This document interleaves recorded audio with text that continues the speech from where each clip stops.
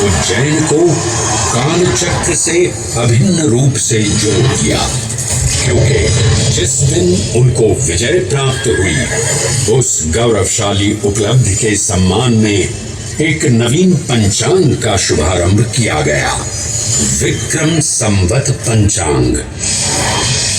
आज भी कई हिंदू पर्व और धार्मिक अनुष्ठान विक्रम संवत पर आधारित हैं।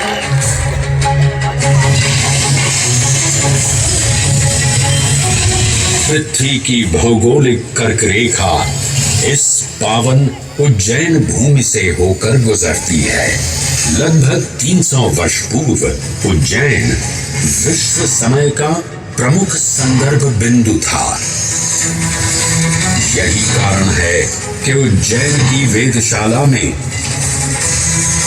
वराहमिहिर, आदित्यदास, ब्रह्मगुप्त, आर्यभट्ट और भास्कराचार्य जैसे महान विद्वान अनुसंधान और अध्ययन में तल्लीन रहते थे।